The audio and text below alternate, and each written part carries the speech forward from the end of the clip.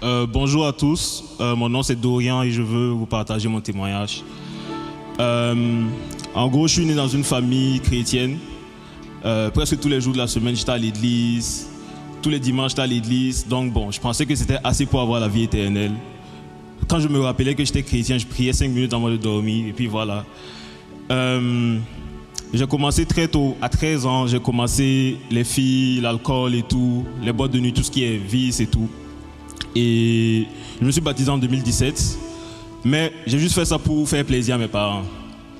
Et puis, bon, je suis arrivé au Canada en 2021. C'est ici que j'ai connu les paris sportifs.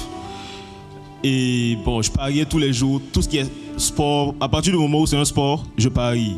Basket, football, soccer, soccer, tout. Donc, j'ai commencé à être accro au point où j'ai parié ma scolarité. J'ai pas parié ça tout d'un coup. J'ai commencé d'abord par 100 $. Vu que je dois 100 $, j'ai perdu les 100 $, je dois 100 $, je parie encore pour gagner les 100 $. Au fur et à mesure, j'ai tout terminé.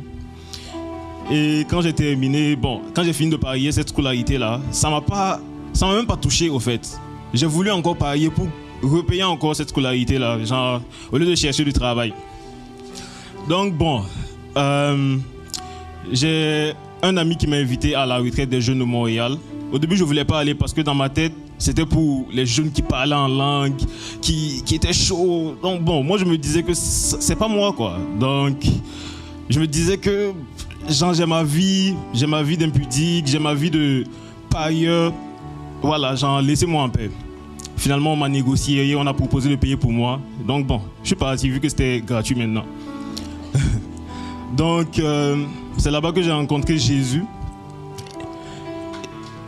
Et je vais vous épargner les détails, mais en tout cas, c'était bien. Je ne l'ai pas rencontré physiquement, mais c'était plus que physique. C'était waouh. Donc, je n'ai pas changé, je ne suis pas sorti de là et j'ai changé directement, non. C'était un travail progressif. Donc, j'ai arrêté tout ce que je faisais avant les paris. Bon, j'ai arrêté ça avant d'arrêter les paris sportifs. Parce que, bon, ça me fatiguait vraiment. Et 3 mois après avoir donné ma vie à Jésus, pour de vrai maintenant, j'ai comme entendu une voix à l'intérieur de moi qui me disait d'arrêter les paris sportifs. Mais je ne voulais pas accepter. Je me disais, bon, peut-être même c'est le diable qui me parle. Il ne veut pas que je gagne de l'argent et tout et tout. Donc, finalement, bon, j'ai décidé de partir prier. Quand je suis parti prier, j'ai entendu une voix à l'intérieur de moi qui me disait « Je parie parce que je n'ai pas confiance à la main de Dieu au fait. » Donc bon, j'ai dit « Bon, mais qui va payer ma scolarité? Qui va payer mes factures si j'arrête de parier ?» J'entends la voix qui me dit « Fais-moi confiance. » J'ai dit « Ok, il n'y a pas de souci. » Il n'y a pas de souci. Donc bon, j'ai décidé d'arrêter.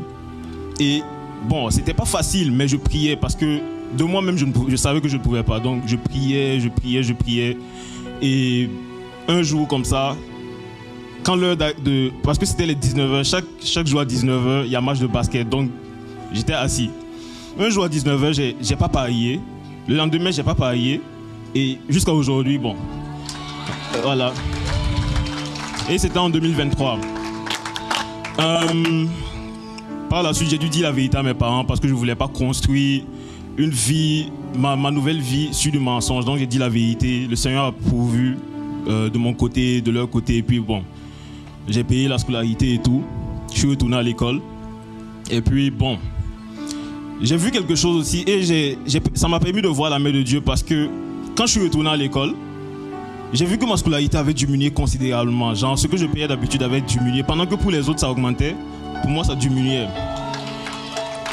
Et le Seigneur a toujours pourvu après cela. Donc bon, j'aimerais dire à un jeune aujourd'hui que peu importe ce par quoi tu passes, peu importe le péché que tu vis, le Seigneur peut t'en sortir parce que n'essaie pas de sortir de là de toi-même. Fais-lui confiance, partage-lui tes problèmes, rapproche-toi de lui et puis il va t'en faire sortir.